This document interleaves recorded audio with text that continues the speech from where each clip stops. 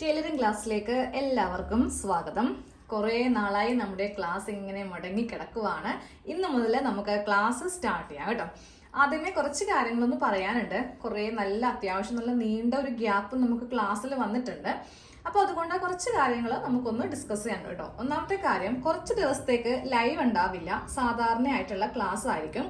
എല്ലാ ദിവസവും രാത്രി 8 മണിക്ക് ക്ലാസ് ഉണ്ടാവും കേട്ടോ. അപ്പോൾ നിങ്ങൾക്ക് ഇഷ്ടമുള്ള സമയത്ത് കാണാം. 8 മണിക്ക് തന്നെ കാണണമെന്ന് ഒരു നിർബന്ധവും ഇല്ല.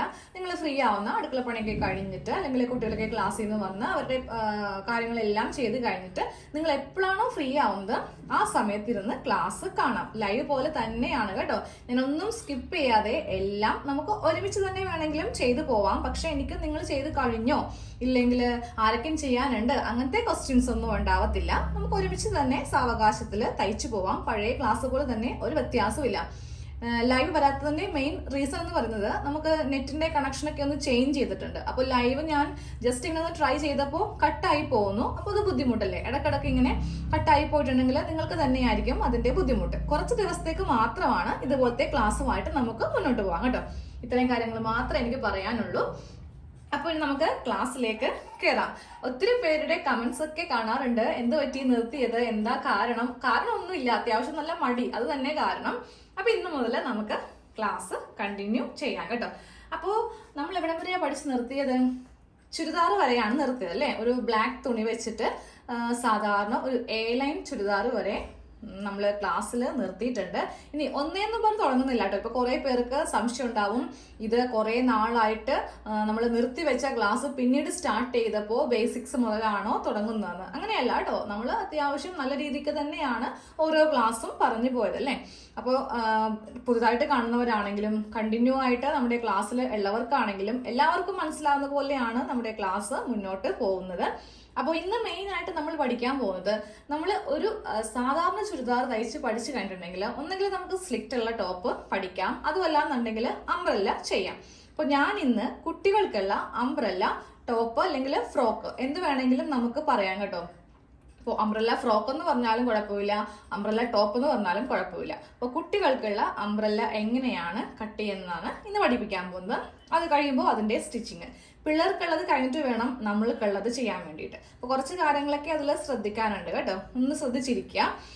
അപ്പോൾ ആദ്യമേ തുണി വേണം. ഇപ്പോൾ തുണി നമുക്ക് നിങ്ങളുടെ കയ്യിലുള്ള ഏതെങ്കിലും പഴയ തുണിയാണെങ്കിലും മതി, പഴയ ബെഡ്ഷീറ്റ് ആണെങ്കിലും കൊള്ളാം, സാരി ആണെങ്കിലും കൊള്ളാം. എടുക്കുന്നത് കോട്ടൺ ആയിരിക്കണം. ക്ലാസ്സിൽ നിർബന്ധമാണ് കോട്ടന്റെ തുണി. സാധാരണ പിടി ചെയ്യുമ്പോൾ അത് നമ്മൾക്ക് ഇഷ്ടമുള്ള ഏത് ഫാബ്രിക് ആണോ നമുക്ക് കംഫർട്ടബിൾ അത് ഉപയോഗിക്കാം. പക്ഷെ ക്ലാസ്സിൽ പഠിക്കാൻ വരുമ്പോൾ കഴിവതും പഴയതാണെങ്കിലും മതി, പുതിയതൊന്നും നിർബന്ധമില്ല.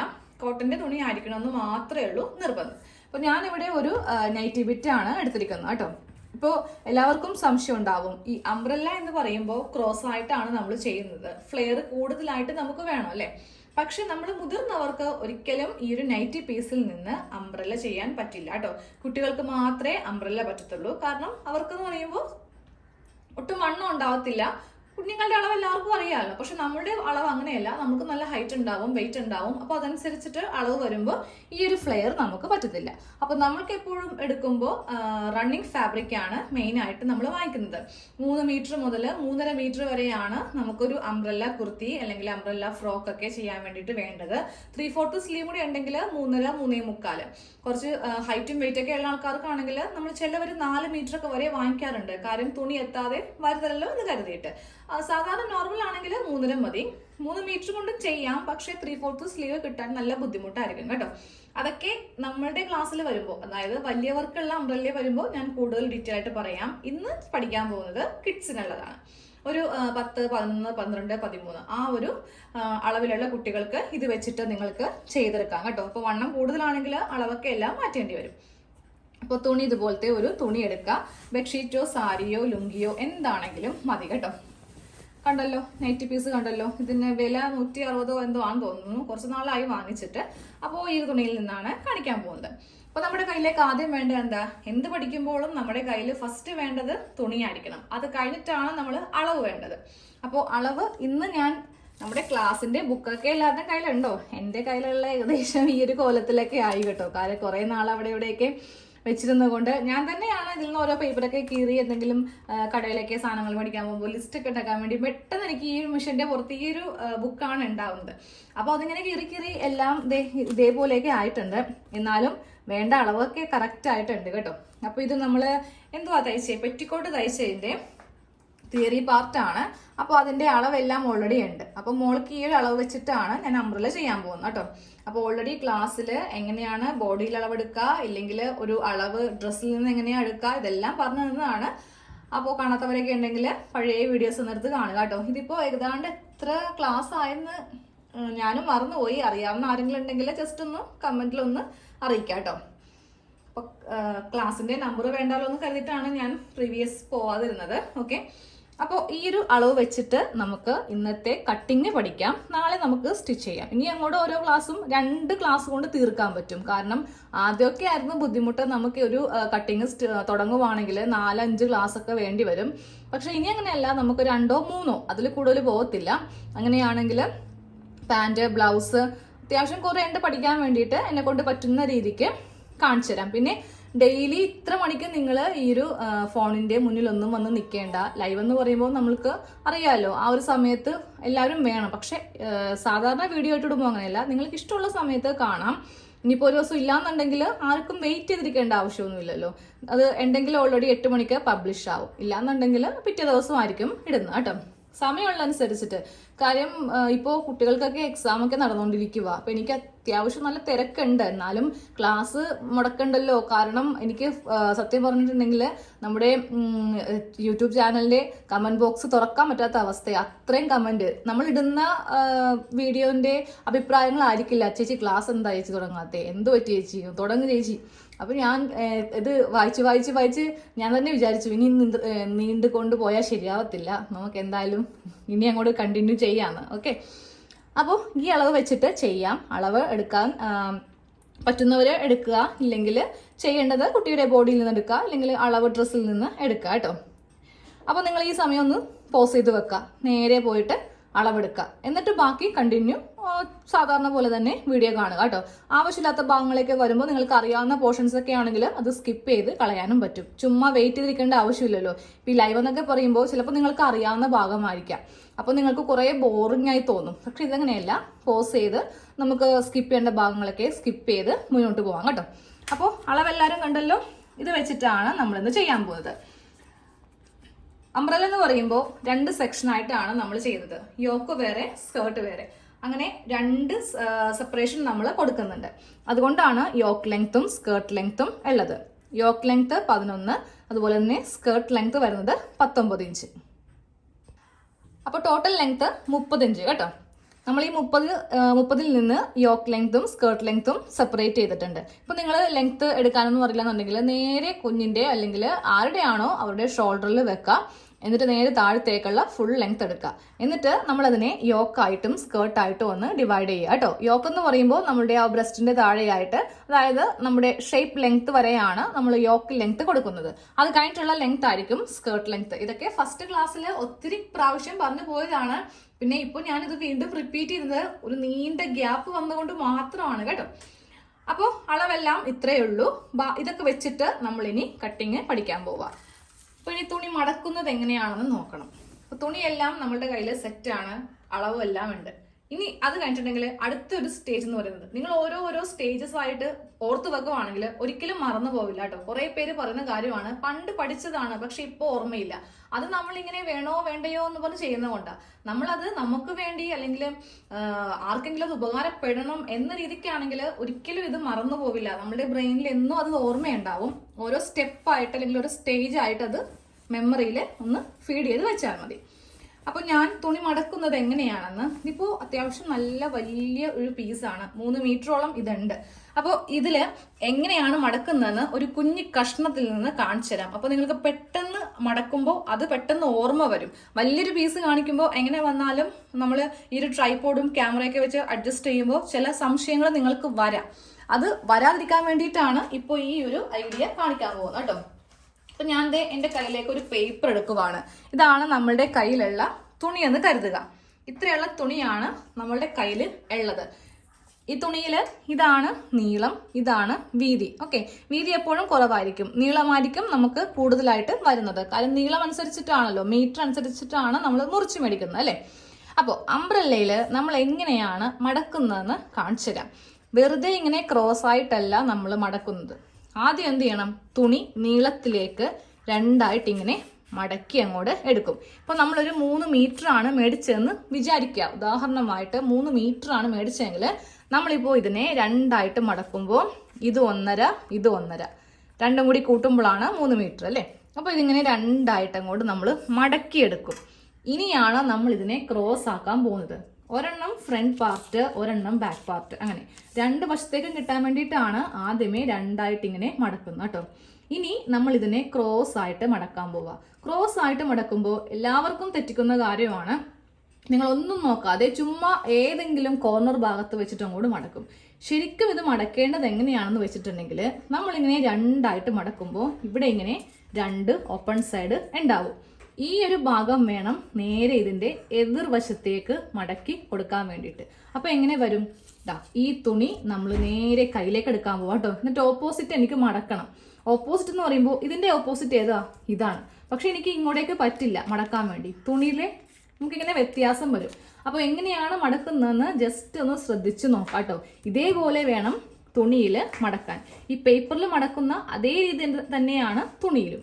ഈ 2 കഷ്ണം നമ്മുടെ കയ്യിലേക്ക് നമ്മൾ ഇങ്ങനെ എടുത്തു കൊടുക്കണം. എന്നിട്ട് മടക്കുമ്പോൾ ക്രോസ് ആയിട്ടാണ് മടക്കേണ്ടത്. പക്ഷെ എവിടെയാണെന്നറിയോ നമ്മൾ ഇതിന്റെ ലെവൽ നോക്കേണ്ടത്.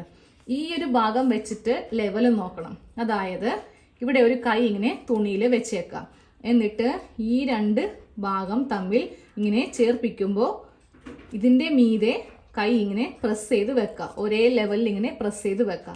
എന്നിട്ട് വേണം ഈ ഭാഗം ഇങ്ങനെ അങ്ങോട്ട് വെച്ചിട്ട് നമുക്കിങ്ങനെ അങ്ങോട്ട് ആക്കാൻ. കണ്ടോ, ഇങ്ങനെ വേണം ക്രോസ് ആയിട്ട് മടക്കി എടുക്കാൻ വേണ്ടിയിട്ട്.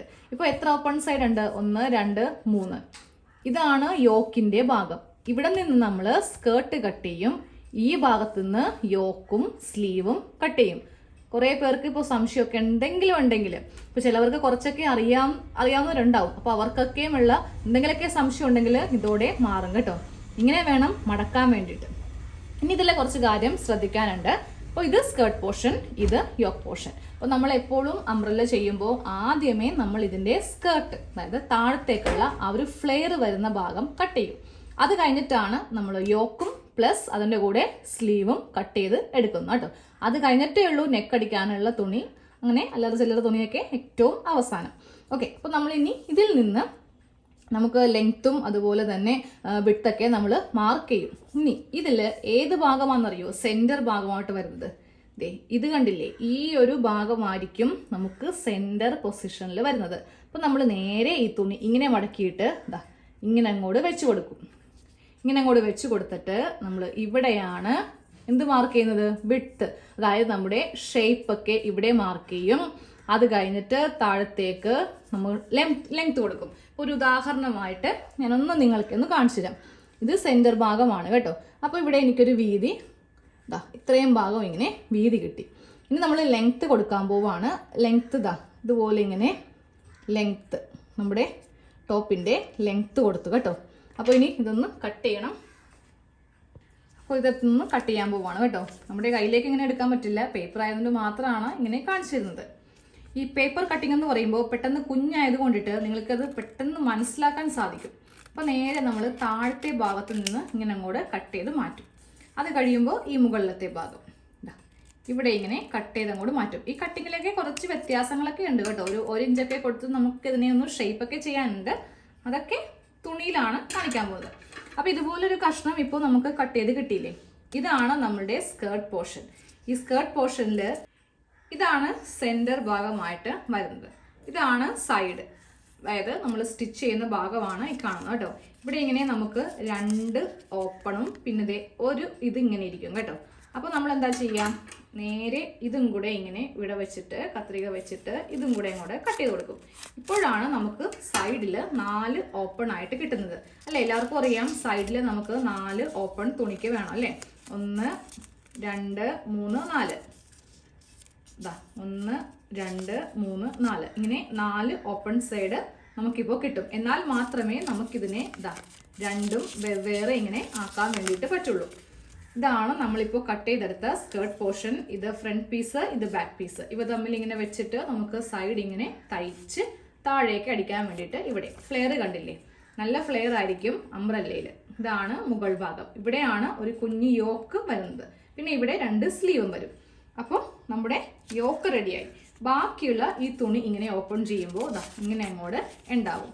ഇതിൽ നിന്ന് നമ്മൾ ഇങ്ങനെ അങ്ങോട്ട് വെച്ചിട്ട് ഇവിടെ നിന്ന് യോക്കും കട്ട് ചെയ്യും, ഇവിടെ നിന്ന് ഇങ്ങനെ മടക്കി 2 3/4 സ്ലീവും കട്ട് ചെയ്യും കേട്ടോ. ഒരുവിധം നിങ്ങൾക്ക് ഐഡിയ കിട്ടിയില്ലേ എങ്ങനെയായിരിക്കും നമ്മൾ അംബ്രല്ല ചെയ്യുക എന്നുള്ളത്. അപ്പോൾ നമുക്കിനി കട്ട് ചെയ്യാം.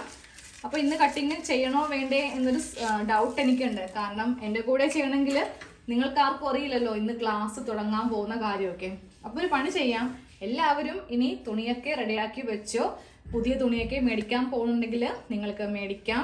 ബ്ലൗസ് പീസ് മേടിക്കാം, പ്ലാസോ പാൻറ്റിൻ്റെയൊക്കെ തുണി മേടിച്ച് വെക്കണമെങ്കിൽ മേടിച്ച് വെക്കാം കേട്ടോ. ഇല്ലെങ്കിൽ ഞാൻ പറഞ്ഞിട്ടാണെങ്കിലും മേടിച്ചാൽ മതി.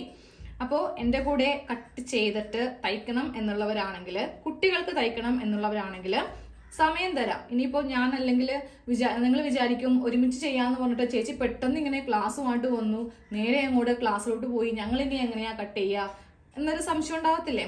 അപ്പോൾ ഞാൻ അതുകൊണ്ട് മാത്രം ക്ലാസ് ഇപ്പോൾ ഇവിടെ നിർത്തുവാണ്. അംബ്രല്ല ഫ്രോക്കാണ് കുട്ടികൾക്ക് ചെയ്യാൻ പോകുന്നത്. നൈറ്റി ബിറ്റ് മേടിക്കാൻ പറ്റുന്നവരെ മേടിക്കാം. ഇനി റണ്ണിങ് ഫാബ്രിക് ആണ് മേടിക്കുന്നതെങ്കിൽ കുട്ടികൾക്കാവുമ്പോൾ ഒരു 2 മീറ്റർ വേണ്ടി വരും കേട്ടോ. ഫ്ലെയർ ഉള്ളത് കുഴപ്പമില്ല, അത്യാവശ്യം നല്ല വീതിയുള്ളത് മേടിച്ചോ. പൈസ നിങ്ങളുടെ ബഡ്ജറ്റ് അനുസരിച്ചിട്ട് എത്ര വേണമെങ്കിലും കൂടിയതോ കുറഞ്ഞതോ നമുക്ക് മേടിക്കാം. അപ്പോൾ 2 മീറ്റർ കിഡ്സിന് മേടിച്ച് വെച്ചേക്കാം. വലിയവർക്ക് ഇപ്പോൾ വേണ്ട. ആ ഒരു ക്ലാസ് വരുമ്പോൾ വലിയവരുടെ ആകുമ്പോൾ വേറെ വ്യത്യാസങ്ങളൊന്നുമില്ല, എന്നാലും നമുക്ക് ഒരുമിച്ച് ആ ഒരു സമയത്ത് ചെയ്തു പോവാം. ഞാനും തുണി മേടിച്ച് വെച്ചിട്ടുണ്ട്. എനിക്ക് ചെയ്യാൻ വേണ്ടിയിട്ടുള്ള തുണി 3.5 മീറ്റർ വാങ്ങിച്ച് വെച്ചിട്ടുണ്ട്. അതിനപ്പോൾ പറയാം എങ്ങനത്തെ തുണി വേണം, എത്ര മീറ്റർ ഒക്കെ വേണമെന്ന് കറക്റ്റായിട്ട് തന്നെ ആ സമയത്ത് പറയാം കേട്ടോ. അപ്പോൾ നാളെ 8 മണിക്ക് ക്ലാസ് ഉണ്ടാവും. ലൈവ് അല്ല എന്നൊരു വ്യത്യാസം മാത്രമേ ഉള്ളൂ, സാധാരണ ക്ലാസ് ആണ്. അപ്പോൾ നമുക്ക് ഒരുമിച്ച് തുണി കട്ട് ചെയ്യാം. എന്നോട് പറയണം കേട്ടോ, നിങ്ങൾ കമന്റിൽ പറയണം. നാളെ ഞാനും ഉണ്ടാവും ചേച്ചിയുടെ ഒപ്പം കട്ടിങ് ചെയ്യാൻ വേണ്ടിയിട്ട് എന്ന് ജസ്റ്റ് ഒന്ന് മെൻഷൻ ചെയ്തേക്കണേ. അപ്പോൾ എനിക്ക് അറിയാൻ പറ്റും എത്ര പേര് എൻ്റെ കൂടെ ഉണ്ടെന്ന് എനിക്ക് അറിയാൻ വേണ്ടിയിട്ടാണ്. അപ്പോൾ ശരി, നാളത്തെ ക്ലാസ്സിൽ കാണാം 8 മണിക്ക് രാത്രി. ഓക്കെ.